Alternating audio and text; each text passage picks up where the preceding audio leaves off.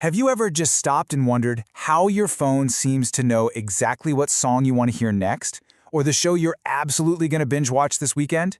It's not a coincidence, and it's definitely not magic.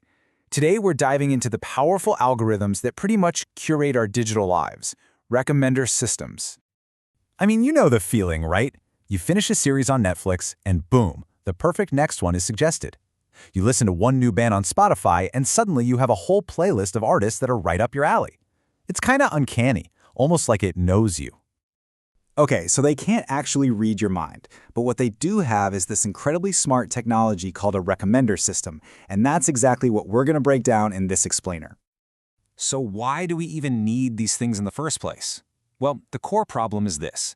The internet is like a library with an infinite number of books on an endless shelf. I mean, without a really good librarian, you'd be completely lost. And that librarian, well, that's the recommender system. It's this smart algorithm that doesn't just search for what you ask for, it actually predicts what you want. Its whole job is to analyze your past behavior, figure out your tastes, and then filter out all the noise to show you the one thing you're most likely to click on next. And you use them every single day, probably without even thinking about it. They're the reason Netflix suggests that indie film you end up loving, why Amazon shows you products you didn't even know you needed, and of course, how TikTok's For You page feels so, well, for you. So how do they actually do it? How do they work? Let's start with the most basic and, the most intuitive approach. We'll call it the more like this engine.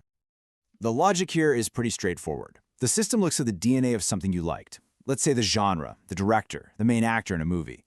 Then it just goes out and finds other movies that share that exact same DNA. This whole approach is called content-based filtering. Simple enough, right?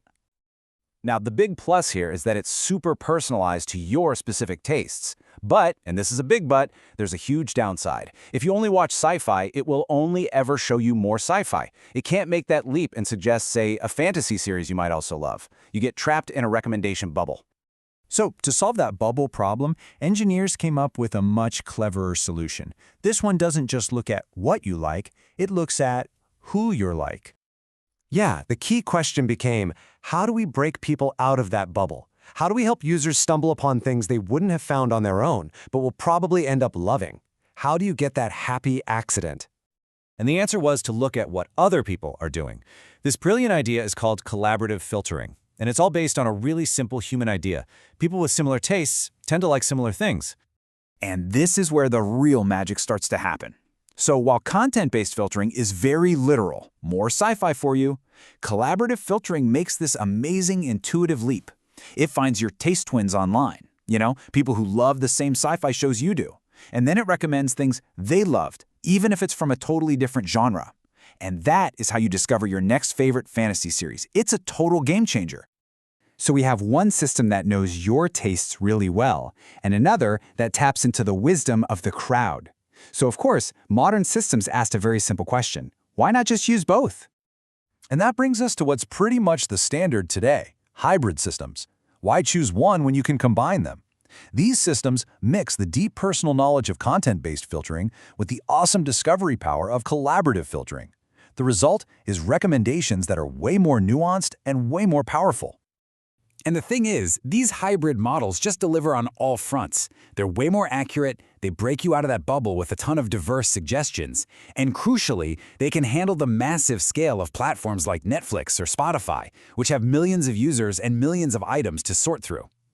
And of course, the technology just keeps getting better. The most advanced systems today are using deep learning. They're going even deeper. They're learning to understand not just what you like, but the context around it, like suggesting relaxing music on a Sunday night or a high-energy workout playlist on a Monday morning. The level of personalization is becoming incredibly sophisticated.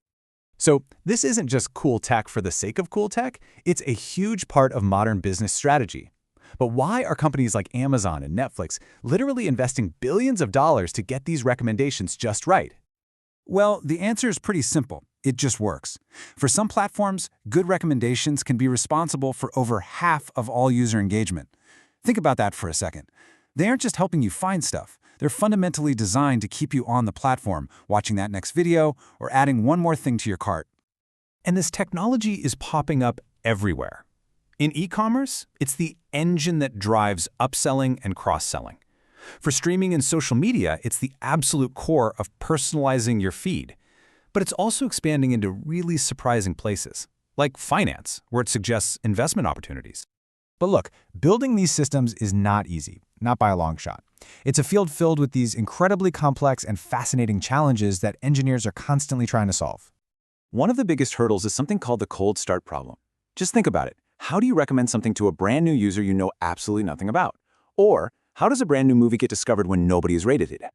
Well, there are some clever workarounds. You know, a platform might ask you to pick a few genres or artists when you first sign up, or they might use general demographic data to make an educated first guess.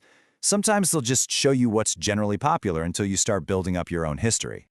And that's just one problem. Engineers also have to deal with things like data sparsity, which is when you just don't have enough ratings to make good predictions. There's also the massive challenge of algorithmic bias, making sure the system is fair and doesn't just create echo chambers. And they have to do all of this at a massive scale, all while protecting our privacy. It's a tough balancing act. Which brings us to a final, really crucial question. Look, these systems are incredible tools for discovery, and they're designed to serve our tastes. But as they get smarter, more powerful, and more persuasive, you have to wonder, at what point do they stop just reflecting our preferences and actually start shaping them? It's something to think about the next time you hit play on a suggestion.